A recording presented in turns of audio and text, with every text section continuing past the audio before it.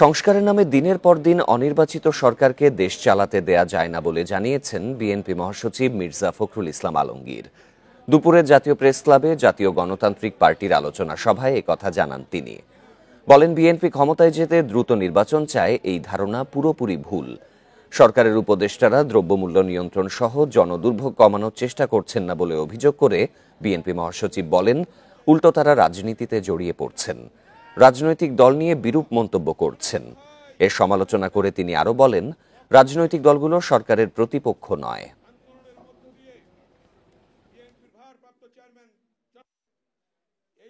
আমরা সংস্কার চাই, আমরা সংস্কার সবচেয়ে বেশি চাই।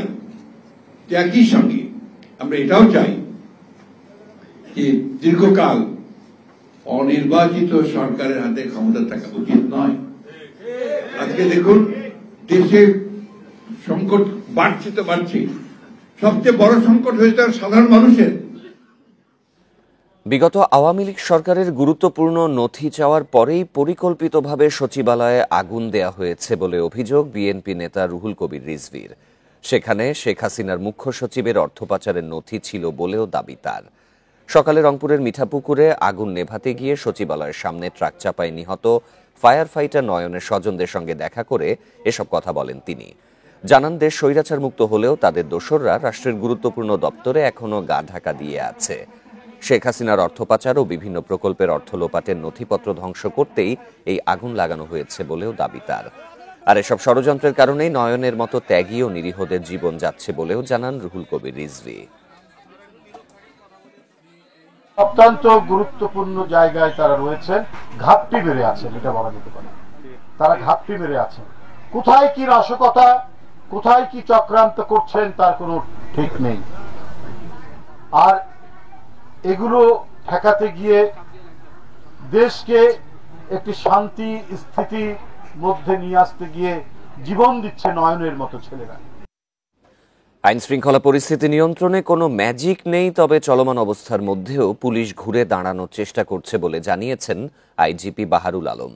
দুপুরে রাজারবাগে অবসরপ্রাপ্ত পুলিশ অফিসার্স কল্যাণ সমিতির ৪১তম বার্ষিক সাধারণ সভায় এসব কথা জানান তিনি। বলেন, ছিনতাই ও হত্যার মতো অপরাধ কমাতে কাজ করছে বাহিনী। জনমনে স্বস্তি ফেরানোই এখন বড় লক্ষ্য জানিয়ে এক প্রশ্নের জবাবে আইজিপি বলেন, সমন্বয়কদের হত্যার হুমকির বিষয়গুলো এরই মধ্যে সুরাহা করা হয়েছে। পরে ডিএমপি কমিশনার শেখ মোহাম্মদ সাজ্জাদ আলী বলেন, জুলাই আগস্ট গণ অভ্যুত্থানে পুলিশের ভূমিকা লজ্জাজনক। ৫ আগস্টের ৭২ ঘন্টা আগেও যদি পুলিশ সঠিক সিদ্ধান্ত নিতে পারত, তবে এত প্রাণহানি হতো না। কি অবস্থা থেকে পুলিশ কোত্থেকে উঠে এসে আমরা কাজ করতে হচ্ছে, মানে তাদেরকে আগে জাগিয়ে তোলা, আস্থাটা ফিরিয়ে আনা, মনোবলটা ফিরিয়ে আনা মানুষের কাছে। এখনো মানুষ কিন্তু, আমরা চাই যে আরো বেশি কাছে যাই, মানুষ আরেকটু আমাদেরকে সহযোগিতা করুক, গ্রহণ করুক। আগুনের ঘটনায় নিরাপত্তার কথা মাথায় রেখেই সাংবাদিকদের সচিবালয়ে প্রবেশ নিষিদ্ধ হয়েছে। তবে যে কোনো প্রেস ইভেন্টের জন্য দৈনিক অস্থায়ী কার্ড দেবে মন্ত্রণালয়। এছাড়া দ্রুতই প্রেস অ্যাক্রিডিটেশন কার্ড পর্যালোচনার পাশাপাশি নতুন কার্ড ইস্যুর কাজ শুরু হবে বলেও জানিয়েছে প্রধান উপদেষ্টার কার্যালয়। সকালে এক বিজ্ঞপ্তিতে আরও জানানো হয়েছে, নতুন কার্ডের জন্য স্থানীয় আন্তর্জাতিক সংবাদ মাধ্যম থেকে নতুন আবেদনের আমন্ত্রণ জানানো হবে। সাময়িক এই অসুবিধার জন্য দুঃখ প্রকাশের পাশাপাশি সাংবাদিকদের সহযোগিতাও চেয়েছে প্রধান উপদেষ্টার কার্যালয়। এর আগে শুক্রবার কর্মকর্তা কর্মচারী ছাড়া সচিবালয়ে প্রবেশের অন্য স্থায়ী অস্থায়ী সব পাস বাতিল করে স্বরাষ্ট্র মন্ত্রণালয়।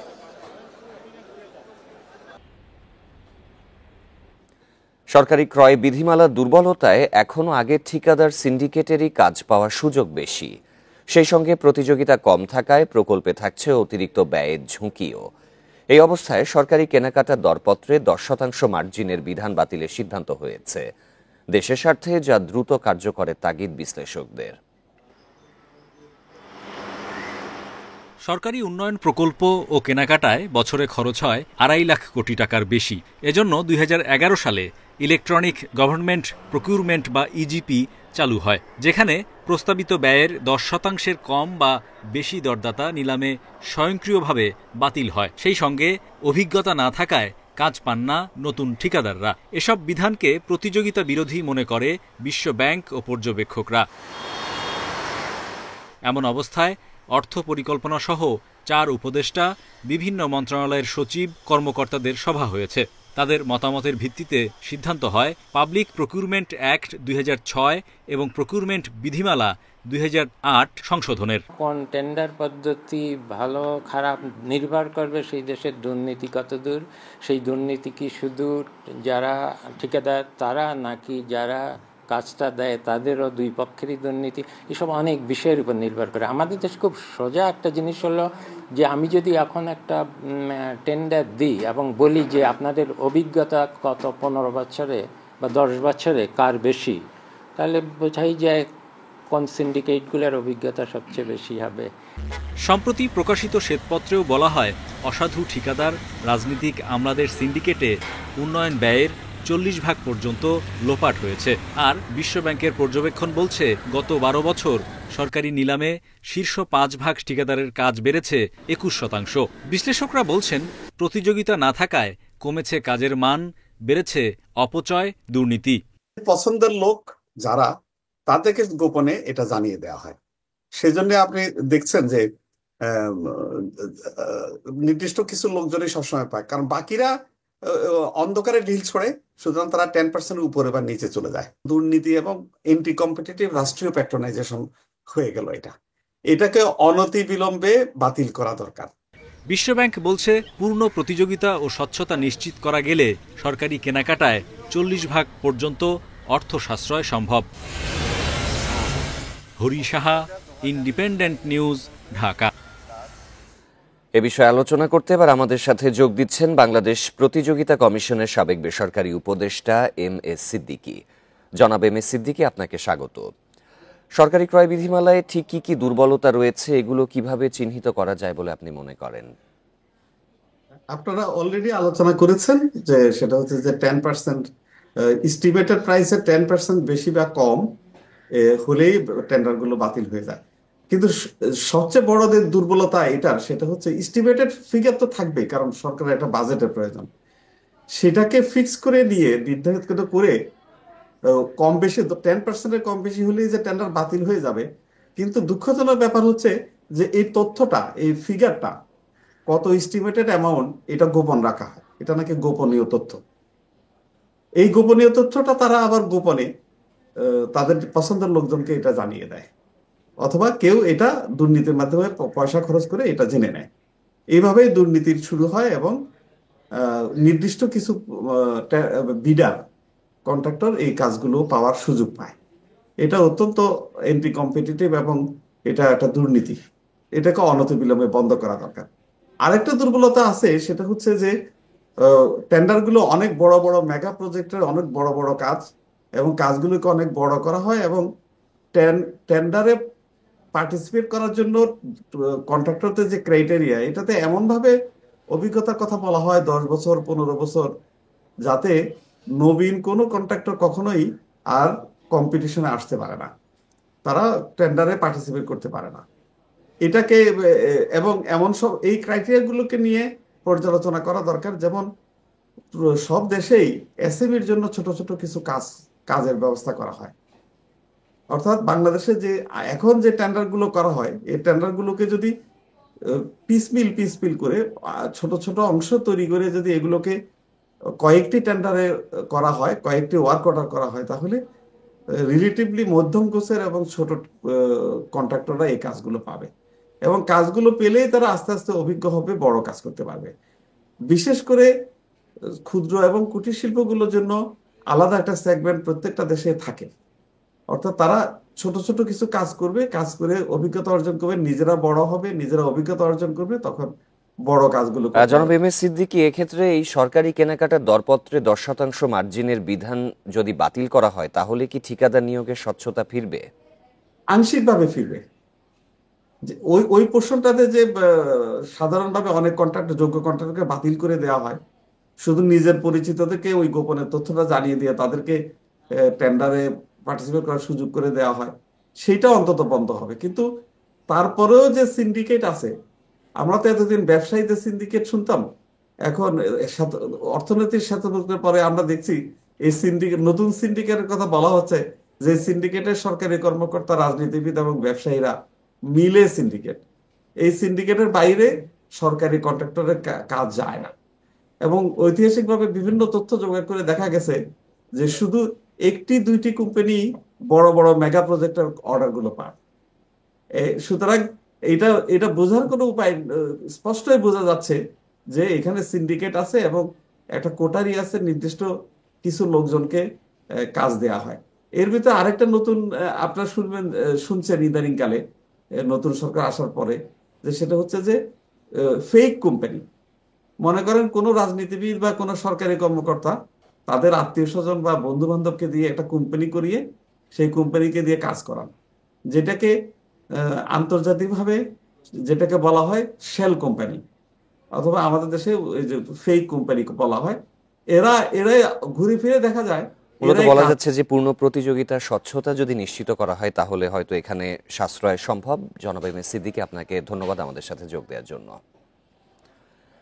সরাসরি লেনদেনের চেয়ে উচ্চ আদালতে অনিয়মের বেশি অভিযোগ রাজনৈতিক সিন্ডিকেটের মাধ্যমে। এজন্য শুধু সংস্কার নয়, দুর্নীতি দূর করতে আইনজীবীরা জোর দিচ্ছেন এই সিন্ডিকেট নির্মূলে। আদালতে কারো দলীয় পরিচয়কে গুরুত্ব না দেওয়ার দাবি তাদের। তবে আইন কর্মকর্তারা বলছেন আগের সরকারের দুর্নীতির ধারা বন্ধে আরও সময় প্রয়োজন। সত্যিকারের স্বাধীন ও দুর্নীতিমুক্ত বিচার বিভাগ গড়তে আলাদা সচিবালয় ও বিচারপতি নিয়োগে স্বাধীন কমিশন গঠন সহ নেওয়া হয়েছে নানা পদক্ষেপ। কিন্তু এর মাধ্যমে কি সহসাই উচ্চ আদালতে দুর্নীতি অনিয়ম দূর হবে? এই প্রশ্নের উত্তরে বিগত দিনের অভিজ্ঞতা তুলে ধরে আইনজীবীরা বলছেন, সুপ্রিম কোর্টে মূলত বড় অনিয়ম হয় রাজনৈতিক সিন্ডিকেটের মাধ্যমে। আদালতের আদেশ কিংবা রায়ে থাকে দলীয় আইনজীবী নেতাদের প্রভাব। তারা দক্ষ না হলেও বিচার প্রার্থীদের ভিড় কমে না। অনেক সময় বিচারকের সঙ্গে বিশেষ সক্ষতার লোভ দেখিয়ে নেওয়া হয় মোটা অঙ্কের ফি।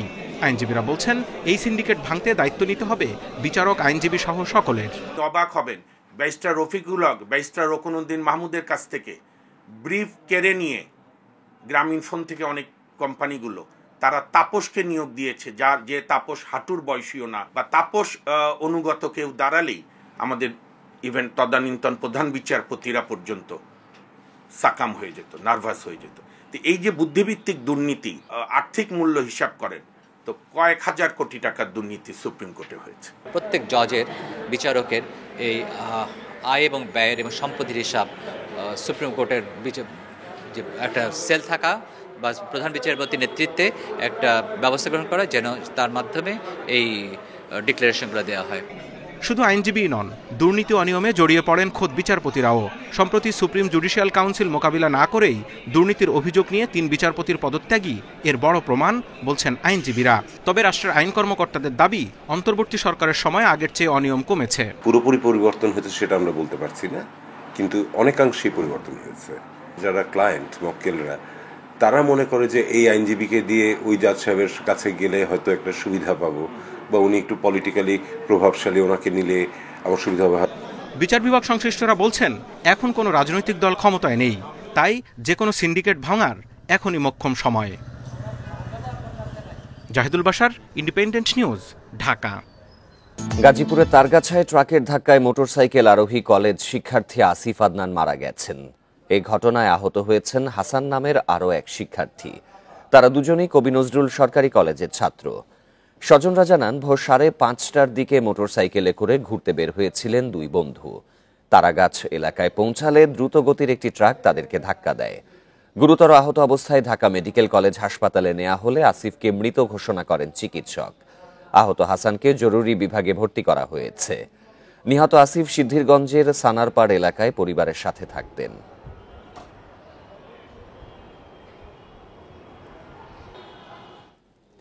সারা দেশে দ্বিতীয় দিনের মতো চলছে নৌযান শ্রমিকদের কর্মবিরতি। এতে নৌবন্দরগুলোতে স্বাভাবিক কার্যক্রম বন্ধ হয়ে গেছে। আটকা পড়েছে হাজার হাজার টন পণ্য। এতে ক্ষতিগ্রস্ত হচ্ছে ব্যবসা বাণিজ্য। নৌযান শ্রমিক ফেডারেশনের ডাকে সারা দেশে চলছে নৌযান শ্রমিকদের কর্মবিরতি। শনিবার দ্বিতীয় দিনে কর্মসূচির প্রভাব আরও স্পষ্ট হয়ে ওঠে বিভিন্ন নৌবন্দরে। চট্টগ্রাম বন্দরের বহির্নোঙর ও 17টি ঘাটে আটকা পড়েছে 4.5 লাখ টন পণ্য।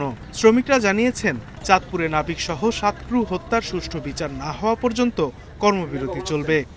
আমাদের মূল দাবি হলো হত্যাকারীদের গ্রেপ্তার করে আইনের আওতায় আনতে হবে। আমরা চাই এখনই সমাধা হয়ে যাক। আমাদের দাবিগুলো যদি রাষ্ট্র এখন মানে আমরা এখন থেকে আমাদের শ্রমিকেরা কর্মতে চলে যাবে। আমরাও চাই না যে ওরা বকেয়া বসে থাকুক, কিন্তু ওরা শ্রমিক আমরাও শ্রমিক। ওরা এখন আমাদেরকে বলতেছে আপনারা যে শ্রমিক আমরাও শ্রমিক। আমার বাইরে যখন হত্যা হয়েছে ওদের বিচার না হওয়া পর্যন্ত আমরা কষ্ট হলো আমরা ধৈর্য ধরবো, কোনো সমস্যা নেই। খুলনা, মংলা ও নওপাড়া নৌবন্দরে কর্মবিরতির কারণে আটকা পড়েছে শতাধিক জাহাজ। এসব জাহাজে সার, কয়লা, তেল, পাথর সহ নানা পণ্য রয়েছে। যতক্ষণ পর্যন্ত এর সুষ্ঠু সমাধান বিচার না হবে ততক্ষণ কর্মবিরতি চলবে। আমাদের এটা দাবি দেওয়া বা শ্রমিকদের ক্ষতিপূরণ না দেয় সে পর্যন্ত আমাদের কর্মবিরতি চলবে। চাঁদপুরে নৌযান শ্রমিকদের কর্মবিরতির কারণে 2 দিন ধরে পাবনা ও ফরিদপুর অঞ্চল থেকে চাল, ডাল, পেঁয়াজ, আলু, চিনি সহ বিভিন্ন পণ্য আনা যায়নি। এতে জেলায় এসব পণ্যের দাম বাড়ার আশঙ্কা দেখা দিয়েছে। এছাড়া জেলার 15টি ছোট বড় ঘাটে আটকা পড়েছে প্রায় 550 জাহাজ। তেল, আলু, পেঁয়াজ এবং কাঁচামাল, কাঁচা তরকারি এগুলিও আসে, এই 2 দিন ধরে আসে না। এই কারণে দাম বাড়তে পারে। কোনো আমদানি রপ্তানি হচ্ছে না, কোনো আমদানি হইতেছে না, যার কারণে সর্বকিছুর দাম বৃদ্ধি পাইতেছে। লক্ষ্মীপুরে মজু চৌধুরীর হাট, চর আবদুল্লাহ, চর গজারিয়ায় পণ্যবাহী শতাধিক লাইটারের জাহাজ আটকা পড়েছে শ্রমিকদের ধর্মঘটে। Sadequr Rahman Siddiqui, independent news. সারা দেশে দ্বিতীয় দিনের মতো চলছে নৌযান শ্রমিকদের কর্মবিরতি। এ নিয়ে আরও জানাতে চট্টগ্রাম ও সিরাজগঞ্জ থেকে যোগ দেবেন সহকর্মীরা। শুরুতেই যাব চট্টগ্রামে, সেখানে রয়েছেন সহকর্মী আলমগীর সবুজ। সবুজ, দ্বিতীয় দিনের কর্মসূচির প্রভাব তো আরও স্পষ্ট দেখা যাচ্ছে। আর্থিক ক্ষয়ক্ষতির বিষয়ে কর্তৃপক্ষ কি বলছে?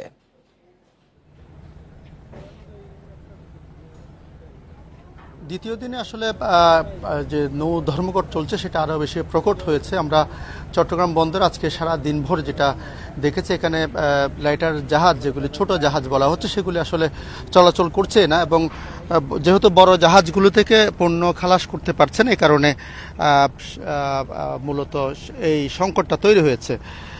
আপনারা জানেন যে সারা দেশে মোট 45টি নৌঘাট আছে। সেখানে এখন পর্যন্ত আমরা যেটা খবর নিয়েছি, সেখানে প্রায় 738টি জাহাজ, ছোট জাহাজ আটকা পড়েছে, যেগুলিতে পণ্য রয়েছে এবং পণ্যগুলি তাদের যে গন্তব্যে যেতে পারছে না। অন্যদিকে চট্টগ্রাম বন্দরে 16টা নৌঘাট আছে। সেখানে আমরা জেনেছি চট্টগ্রাম বন্দরের বহির্নোঙরে এখন পর্যন্ত যে 20টা বড় যে জাহাজ, মাদার ভেসেল বলা হয়, সেগুলিতে পণ্য খালাসের অপেক্ষায় আছে, সেগুলো আটকা পড়েছে এবং 35টি ছোট জাহাজে পণ্য বোঝাই করা হয়েছিল, সেগুলি আসলে বহির্নোঙরে আটকা পড়েছে।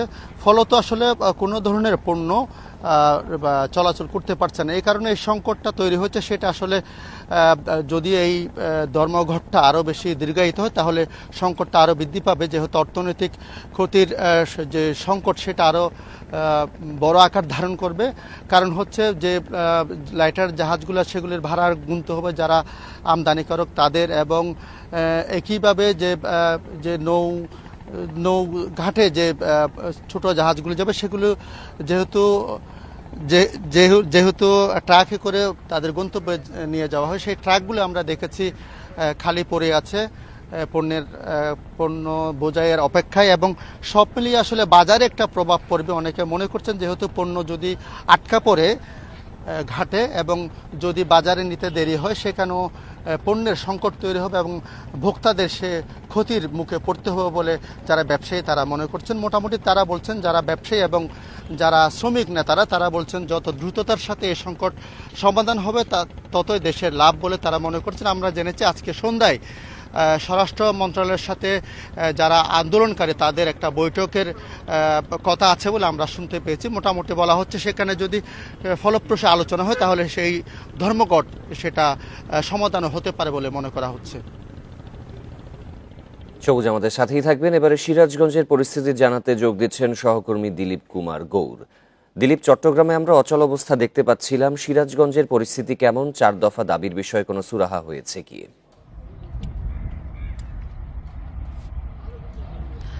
সিরাজগঞ্জের বাঘাবাড়ী নৌবন্দর কিন্তু বৃহস্পতিবার থেকে কার্যত স্থবির হয়ে গেছে। এই নৌযান পরিবহন ধর্মঘটের কারণে। আমি যদি দেখাই যে সিরাজগঞ্জের বাঘাবাড়ি নৌবন্দরে এখনো কিন্তু এখানে জাহাজগুলো আসলে যেগুলো জাহাজ ভিড়ানো হয়েছে সেই জাহাজগুলো কিন্তু এখানে নোঙ্গর করে রাখা আছে, কোনো পণ্য দুদিনে খালাস হয়নি এবং তেলবাহী যে জাহাজগুলো আছে সেই জাহাজগুলোতেও পণ্য খালাস হয়নি। পাশাপাশি আমরা জেনেছি যে এই বাঘাবাড়ি অভিমুখে নারায়ণগঞ্জ এবং চট্টগ্রাম থেকে আসা প্রায় অর্ধশতাধিক সারবাহী এবং তেলবাহী সিমেন্টবাহী জাহাজ উজানের পেচাকোলায় এবং কাদিরহাটে ঠেকে আছে। তারা যেহেতু কর্মবিরতি, তারা সেখান থেকে আর জাহাজ এখানে আসছে না। এখানে আমরা শ্রমিক নেতাদের সাথে কথা বলেছি, তারা জানিয়েছেন যে যেহেতু তাদের 7 জন সহকর্মীকে হত্যা করা হয়েছে, সেই সঠিক বিচার না হওয়া পর্যন্ত এবং তাদের ক্ষতিপূরণের আশ্বাস না দেওয়া পর্যন্ত তাদের এই ধর্মঘট চলবে। এবং এখানে এই ধর্মঘটের কারণে আসলে যে এখানে মূলত খাদ্যদ্রব্যের চাইতে কিন্তু সার, তেল, জ্বালানি, কয়লা এগুলো বেশি আসে, যে কারণে আসলে এখানে সারের গুদামে পর্যাপ্ত সার মজুদ আছে এবং বাফার গুদাম থেকে কিন্তু সার উত্তরবঙ্গে সরবরাহ হচ্ছে। এবং শুক্র এবং শনিবার আসলে ডিপো থেকে তেল উত্তোলন বন্ধ থাকে, যে কারণে রবিবার তারা তেল উত্তোলন করবে এবং ডিপোতে পর্যাপ্ত তেল মজুদ থাকার কারণে কিন্তু আসলে উত্তর অঞ্চলে তেলের কোনো সংকট দেখা দিবে না বলে আমাদেরকে জানানো হয়েছে। তবে যদি এই ধর্মঘট আরও বেশি দিন চলে তাহলে কিন্তু সেক্ষেত্রে উত্তর অঞ্চলে জ্বালানি তেলের সংকট দেখা দিবে। এবং এই ধর্মঘটের কারণে কিন্তু মূলত এখানে যে বাঘাবাড়ি বন্দর আছে সেই বন্দরে যারা লেবার হ্যান্ডেলিং কাজ করছে তারা ক্ষতিগ্রস্ত হচ্ছে। পাশাপাশি কিন্তু এখানকার 3 শতাধিক শ্রমিক গত 2 দিন ধরে আসলে বেকার রয়েছে, তারাও ক্ষতিগ্রস্ত হচ্ছে এবং ট্রাকগুলো কিন্তু স্থবিরভাবে দাঁড়িয়ে আছে এই বাঘাবাড়ি নৌবন্দরে। চট্টগ্রাম ও সিরাজগঞ্জ থেকে নৌযান শ্রমিকদের কর্মবিরতির বিষয়ে জানাচ্ছিলেন সহকর্মীরা। মাওয়া এক্সপ্রেসওয়ে টোল প্লাজায় বাসের ধাক্কায় নিহত বেড়ে দাঁড়িয়েছে 6 জনে। তবে এখনও এই ঘটনায় হয়নি কোনো মামলা। পলাতক বাস চালককেও আটক করতে পারেনি পুলিশ। এদিকে একই পরিবারের নিহত 4 জনের বাড়িতে শুধুই শোক আর আহাজারি। শুক্রবার কেরানীগঞ্জের ধলেশ্বরী টোল প্লাজায় থেমে থাকা প্রাইভেট কারটিতে এভাবে ধাক্কা দেয় বাস। এতেই মর্মান্তিক মৃত্যু হয় আমিনা আক্তার, তার 2 মেয়ে ইমি, রিহা ও নাতি আইয়াজের। এমন মৃত্যু মেনে নিতে পারছেন না স্বজন স্থানীয়রা, চাইছেন বাসের চালক ও মালিকের দৃষ্টান্তমূলক শাস্তি। সূক্ষ্ম বিচার চাই, যাতে নিয়ে আমাদের মতো আরো কোনো পরিবারের এরকম না হয়। একজন লোকের শাস্তি দিলে এক ড্রাইভারে আরো বাকিগুলা সতর্ক হয়ে যাব। এটা একটু খুঁটিতে দেখা হোক, কেন এই রোডে প্রতিনিয়ত অ্যাক্সিডেন্ট হচ্ছে আর কি কারণে হচ্ছে। শুক্রবার রাতেই মুন্সিগঞ্জ সিরাজদিখানে দাফন হয়েছে আমিনা আক্তার ও তার 2 মেয়ে। শিশু আইয়াজের দাফন হয়েছে তার দাদার বাড়ি নোয়াখালীতে। বাসাতে বাইরেছে 10:30টায়, পরে আল্লাহ আমারে খবর দিছে যে অ্যাক্সিডেন্ট করছে। ননদের এক বড় মেয়ে, ছোট মেয়ে আর নাতি, এই 4 জন মারা গেছে। এরকম একটা নজরবন্দি কাজ হয়েছে যে মনে করেন যে একটা পরিবারে 4টা লোক মারা যান, এর আর কিছু রাখে নাই, থাকে না। বেপরোয়া গতির কারণেই এক্সপ্রেসওয়ে টোল প্লাজায় ওই প্রাইভেট কার, একটি মাইক্রোবাস ও মোটরসাইকেলকে ধাক্কা দেয় বাস। এতে মুহূর্তেই দুমড়ে মুচড়ে যায় প্রাইভেট কারটি। Independent news. দেশে 44% শিশু কিশোর ঘরের বাইরে খেলাধুলা করে না, দিনে 3 ঘন্টা কাটায় মোবাইল ফোনে। এতে 18% শিশুর স্থূলতা বাড়ছে, ডায়াবেটিস এবং উচ্চ রক্তচাপেও ভুগছে অনেকে। এমন বাস্তবতায় শৈশবেই খাদ্যাভ্যাস ও জীবনযাপন নিয়ে সচেতন করার উদ্যোগ নিয়েছে ডায়াবেটিক সমিতি। শিশু কিশোরদের উপর অসংক্রামক রোগের প্রভাব জানতে গবেষণা করেছে ডায়াবেটিক সমিতি। গ্রাম ও শহরের 15 থেকে 19 বছরের 1300 কিশোরের উপর চলে গবেষণা। এতে দেখা যায় শিশু কিশোরদের 18 ভাগেরই উচ্চতার তুলনায় ওজন বেশি। এছাড়া 11 ভাগের রক্তচাপ বেশি এবং 4 ভাগের রয়েছে ডায়াবেটিস। সচেতনতা বাড়াতে স্মার্ট কিডস অ্যান্ড স্কুল কর্মসূচি নিয়েছে ডায়াবেটিক সমিতি, স্বাস্থ্য বিভাগ ও জাইকা। এদের সঙ্গে কাজ করছে আরও 15টি উন্নয়ন সহযোগী সংস্থা। স্বাস্থ্যকর খাবার ও জীবনযাপন নিয়ে বার্তা দেয়া হচ্ছে শিশু কিশোরদের। এসব তথ্য পরিবারকে জানাবে তারা। যদি জাঙ্ক ফুড খাই অনেক, তাহলে আমরা মোটাও হইতে পারি, অসুস্থও হইতে পারি। যদি আমরা অনেক হেলদি ফুড খাই, আমরা অসুস্থ হব না, আর হয়েছে আমরা অনেক শক্তি পাবো। ওইটা আমি শিখেছি। হেলদি ফুড খাইতে, তারপর ফিজিক্যাল অ্যাক্টিভিটি করতে, নাহলে 6 to 8 hours অফ স্লিপ লাগবে, নাহলে আমরা অনেক ফ্যাট আর অবেসিটি হয়ে যাবে। এক্সট্রা সল্ট খাই, তারপর সুগার খাই, এগুলো আমাদের উচিত নয়। আমরা এগুলো থেকে চেষ্টা করব বিরত থাকা। ফিজিক্যাল অ্যাক্টিভিটি, হাঁটা চলা, এটা সবসময় ফিজিক্যাল অ্যাক্টিভিটি করা উচিত, এটাও শেখানো হচ্ছে। ডায়াবেটিক সমিতি বলছে অসংক্রামক রোগের মহামারী ঠেকাতে শৈশব থেকেই সচেতন করতে চায় তারা। কারণ অবশ্যই বেড়ে যাচ্ছে, তো তারপরে এই ডায়াবেটিস, হাইপারটেনশন, হার্ট ডিজিজ এগুলো বেড়ে যাবে। তো যদি ছোটবেলায় অবিস হয়ে যায়, তাই ওটা সহজে কমাতে পারে না, সেটা ছোটবেলা থেকেই ধরতে হবে তাদের। আমাদের লক্ষ্য হচ্ছিল 12 থেকে 18 বছরের আমরা 1 কোটি বাচ্চাকে একটা হেলথ অ্যাপস ট্র্যাকারের মধ্যে আমরা নিয়ে আসবো, যেখানে তারা বছরে 4 বার তাদের ছিল height, weight, waist, hip, dietary history, তাদের ফিজিক্যাল অ্যাক্টিভিটিস হিস্ট্রি, সাথে তাদের হচ্ছে তাদের স্ক্রিন টাইম এবং তাদের যে ফিজিক্যাল অ্যাক্টিভিটির সাথে একটা ছিল স্লিপিং, এই ইনফরমেশনও তারা ছিল আপলোড করবে। কর্মসূচির লক্ষ্য আগামী 1 বছরের মধ্যে 1 কোটি শিশু কিশোরকে সচেতন করা। Hasan Misbah, independent news, Dhaka. এ বিষয়ে আলোচনা করতে এবার আমাদের সাথে যোগ দিচ্ছেন স্বাস্থ্য অধিদপ্তরের অসংক্রামক রোগ নিয়ন্ত্রণ কর্মসূচির লাইন ডিরেক্টর অধ্যাপক সৈয়দ জাকির হোসেন। অধ্যাপক জাকির হোসেন, আপনাকে স্বাগত। শুরুতে জানতে চাই যে শিশু কিশোরদের খেলার জন্য পর্যাপ্ত খোলা জায়গা বা মাঠের অভাবের কথা বারবারই আমরা শুনতে পাই। এই সংকট মোকাবিলায় মাঠের বিকল্প কোনো কিছু আছে কি? ধন্যবাদ আপনাকে, এবং সেই সাথে আপনার মাধ্যমে যারা এই অনুষ্ঠানটিকে শুনছেন, যে সমস্ত দর্শক শ্রোতা যারা আছেন, ওনাদেরকেও আমি ধন্যবাদ জানাচ্ছি। তো অসংক্রামক ব্যাধি, আপনারা জানেন যে বর্তমান যেই সিচুয়েশন, এটা একটা মহামারী অবস্থা, এবং 71% adult death related to this non communicable disease.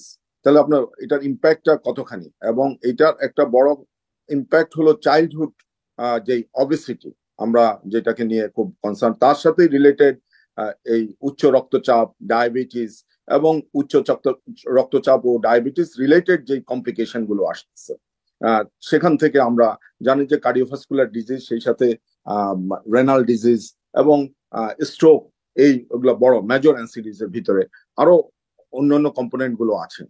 তো আমাদের যেই বর্তমান যে অবস্থাটা, যে আমাদের দৈনন্দিন যে লাইফ স্টাইলটা, এটা অনেকটা পরিবর্তন হয়ে গিয়েছে। আপনি একটু আগে রাইটলি মেনশন করেছেন যে স্কুল গুলোতে এখন খেলাধুলার জন্য পর্যাপ্ত জায়গার অভাব রয়েছে। তো সেই জন্য এটা সমন্বিতভাবে, এটা এককভাবে কোনো সেক্টরের, এটা মাল্টি সেক্টরিয়াল, অনেকের ইনভলভমেন্টের মাধ্যমে আমরা এই ইস্যুটাকে, এই জায়গাটাকে আমরা অ্যাড্রেস করতে পারি। কিভাবে আমরা তাদের স্বাভাবিক ওজন মেনটেন করা যায়। আপনি একটু আগে কিছু ডাটা পেয়েছেন যে প্রায়, যদিও মানে একটা স্টাডির মাধ্যমে আমরা দেখেছি যে 18% লোক স্থূলতা, বাচ্চারা স্থূলতায় ভোগে 12 থেকে 18 বছরের ভিতরে। তাহলে এটার অ্যালার্মিং, এবং এরাই পরবর্তীতে, এদের এখনকার পার্সেন্টেজ হইলো, স্ট্যাটিস্টিক্স হলো যে 4% তারা ডায়াবেটিক, এবং 11% মতো উচ্চ। অধ্যাপক জাকির হোসেন, এই যে শারীরিক সক্রিয়তার পাশাপাশি খাদ্যাভ্যাসেরও একটি কথা বলা হচ্ছে, তো এই বয়সের যারা রয়েছেন, খাদ্যাভ্যাস তাদেরকে কিভাবে সহায়তা করতে পারে? আমাদের যে মানে হেলদি ফুড যেটা আছে, আমরা বলে আসি যে এটা একটা মানে মোটা দাগের কথা। তাহলে এটা কি ধরনের? আমাদের কার্বোহাইড্রেট কনজাম্পশনটা আমরা বেশি করছি, মিষ্টি জাতীয় খাবার আমরা বেশি খাচ্ছি, এবং আমাদের অ্যাক্টিভিটিসটা কম, যার কারণে গ্রহণ এবং খরচ, এই দুইটার ভিতরে ব্যালেন্স হচ্ছে না। গ্রহণ করছি বেশি, খরচ করছি কম। তাহলে দুইটার ইমব্যালেন্স হওয়ার কারণে, এবং সেটা একটা সুষম খাদ্য নয়। আমরা যে সুষম খাদ্যের কথা বলি, সেই সুষম খাদ্যের ভিতরে পড়ে না, যার কারণে এই মানে ইমব্যালেন্সটা হচ্ছে, স্থূলতাটা বৃদ্ধি পাচ্ছে। তাহলে খরচের জায়গা হলো ফিজিক্যাল অ্যাক্টিভিটি, এবং আরেকটা হলো যে যেহেতু জায়গা নাই বেশি, আমরা স্ক্রিনে বেশি সময় ব্যয় করি। আপনারা দেখেছেন, শুনেছেন, প্রায় 3 ঘন্টার মতো অন অ্যাভারেজ একটা স্টুডেন্ট বা মানে শিশু কিশোররা ইয়াতে স্ক্রিনে সময় ব্যয় করে, এবং ঘুমের সময়টাকেও আমাদেরকে মানে যেটা অ্যাপ্রোপ্রিয়েট, আইডিয়াল, সেখানে নামিয়ে আনতে হবে। এগুলো কম্বিনেশনের মাধ্যমে এই জায়গাটাকে আমরা অ্যাড্রেস করতে পারি। অধ্যাপক সৈয়দ জাকির হোসেন, আপনাকে ধন্যবাদ আমাদের সাথে যোগ দিয়ে আলোচনায় অংশগ্রহণে। গত 5 দিন ধরে পঞ্চগড়ে তাপমাত্রা থাকছে 10 ডিগ্রি সেলসিয়াসের নিচে, বইছে মৃদু শৈত্যপ্রবাহ। সকাল 9টায় সর্বনিম্ন তাপমাত্রা রেকর্ড করা হয়েছে 9.3 ডিগ্রি সেলসিয়াস। আবহাওয়া অফিস জানিয়েছে, ভোরে কুয়াশা পড়লেও বেলা বাড়ার সঙ্গে সঙ্গে মিলছে সূর্যের দেখা। তবে সন্ধ্যার পর থেকে আবারও সেই তীব্র ঠান্ডা। এতে বিপাকে পড়েছেন বোরো চাষি ও শ্রমজীবীরা। তাপমাত্রা কমে শীতের তীব্রতা বাড়তে শুরু করেছে চুয়াডাঙ্গায়ও। একই পরিস্থিতি মেহেরপুরে। এদিকে নাটোরে বেড়েছে শীতজনিত রোগের প্রকোপ। হাড় কাঁপানো শীত পড়ছে, মানুষ এখন এই যারা দরিদ্র মানুষ তাদের সমস্যা। আমরা যারা রাস্তাঘাটে বেড়াচ্ছি, যাদের আছে তাদের সমস্যা নেই, কিন্তু যাদের নেই তারা কষ্টের মধ্যে আছে। গত কয়েক বছরের তুলনায় এবারে শীতটা একটু বেশি। সকালবেলা প্রতিদিন আমার উঠে কাঁচামাল কিনতে যেতে হয়, এই শীতের মধ্যে খুব কষ্ট হয়।